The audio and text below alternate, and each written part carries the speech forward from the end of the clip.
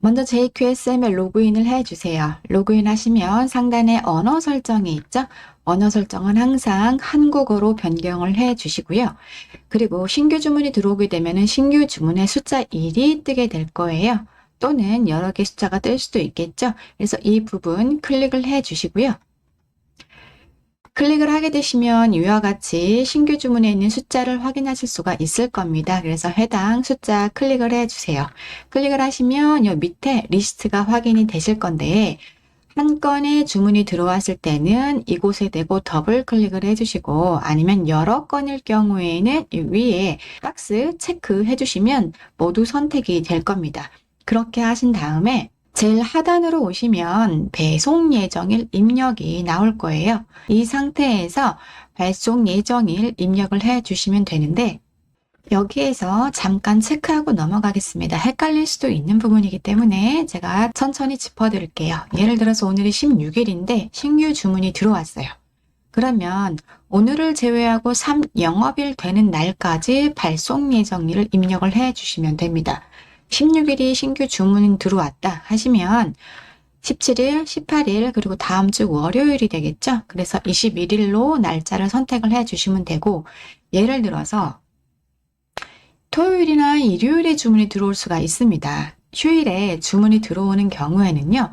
휴일 빼고 총 4영업일이라고 보시면 됩니다. 그래서 20일 날 주문이 들어왔다 하시면 24일로 해서 발송 예정일 선택해 주시면 되고 다시 한번 체크해 볼게요. 예를 들어서 10월 2일 날 주문이 들어왔다, 신규 주문이 떴다 하시면 휴일 제외해야 되니까 1, 2, 3 이렇게 해서 8일 화요일로 발송 예정일을 입력해 주시면 되는 겁니다.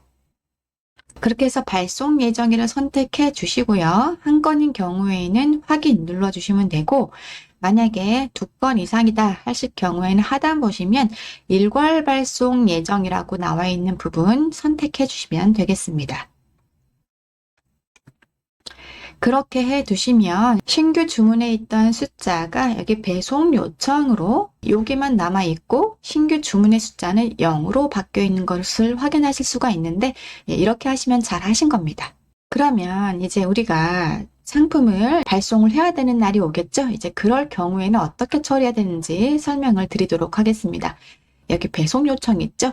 요거를 클릭을 해주세요. 그러면 위와 같은 화면이 나올 텐데요. 여기에서 한 건일 경우에는 또 이렇게 체크를 하신 다음에 여러 건일 경우도 마찬가지고요. 발송하실 상품들 선택을 해 주신 다음에 바코드 라벨 출력이 있습니다. 바코드 라벨 출력 클릭을 해주세요. 바코드 라벨 출력을 클릭을 해주시면 이렇게 패킹 라벨 출력이라고 해서 이런 화면이 출력이 될 텐데 이거를 A4 용지에 이렇게 출력하시면 됩니다. 처음부터 라벨기를 이용하실 필요는 없고 주문량이 많이 늘었을 때 라벨기 준비하시면 됩니다. 그래서 만약에 한 건이 주문이 들어왔다 그러면 이제 한 건 확인하실 수가 있고 여러 건일 경우에는 이렇게 여러 개의 패킹 라벨이 이렇게 확인이 될 겁니다. 마우스 우클릭을 하시면 위와 같이 한국어로 번역 가능한데요. 번역을 하셔서 출력을 하셔야 이 상품이 이 패킹 라벨하고 일치가 되는지 한눈에 확인이 되기 때문에 상품명을 보고 포장하시면 좀 수월하게 진행하실 수가 있습니다. 그래서 패킹 라벨 출력한 거를 상품에 포장한 거 위에다가 박스 테이프를 이용해서 이렇게 붙여주시면 되고 한 건일 경우에는 다른 박스나 비닐 포장지나 이런 거 활용해서 그 위에 쉽노즈로 보내는 주소 붙여서 쉽노즈로 발송하시면 되고 만약에 2건 이상의 상품이다 하실 경우에는 박스에서 넣어서 한꺼번에 쉽노즈로 발송을 해 주시면 되겠죠.